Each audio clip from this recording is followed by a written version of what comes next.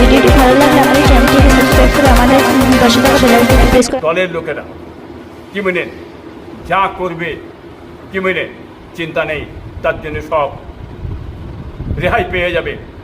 যে কেউ প্রতিবাদ করে, আন্দোলন করে, ন্যায় কথা বলে, মারো পেটো, অত্যাচার করো, জুলুম করো, কেস দাও, কাচারি দাও, কি মেনে এটা হচ্ছে পুরোপুরি রাজ্য সরকার করে যাচ্ছে, প্রশাসন বিভাগ। এই মুহূর্তে বড় খবর ভাই, আপনারা জানেন যে আমি মানুষের কাছে বাস্তবগুলো তুলে ধরি।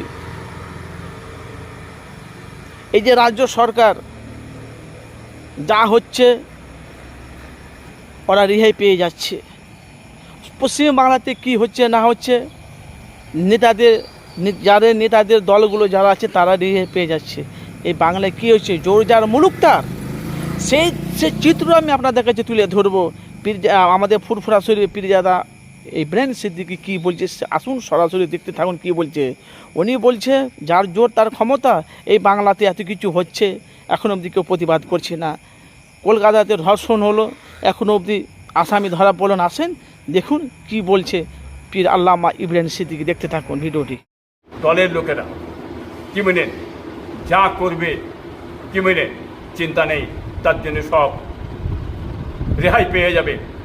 যে কেউ প্রতিবাদ করে, আন্দোলন করে, ন্যায় কথা বলে, মারো পেটো, অত্যাচার করো, জুলুম করো, কেস দাও, কাচারি দাও, কি মেনে এটা হচ্ছে পুরোপুরি রাজ্য সরকার করে যাচ্ছে। প্রশাসন বিভাগটা আছে দেখেন, হাত যেটা চুম্বরে বসাছে। এই কলকাতা যে হলো, এত পিটছে মারছে হুলুম করে, পুলিশ টুলিশ সব বসা, সব পালিয়ে গেল কেন? তাহলে গুন্ডারা মারবে, পিটবে, অত্যাচার করবে, জুলুম করবে, পুলিশ পালিয়ে যাচ্ছে।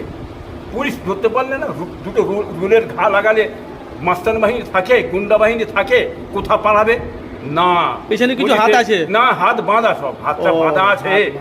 হ্যাঁ, কাজ করতে পারবে না এরা, কি বুঝলেন? তা আপনি বলেন না, এত বড় একটা ভারতবর্ষ, এত বড় একটা দেশ, কলকাতার শহর একটা, সেখানে একটা এই ধরনের ঘটনা ঘটে, প্রশাসন পুলিশ রয়েছে, তারা পালাচ্ছে।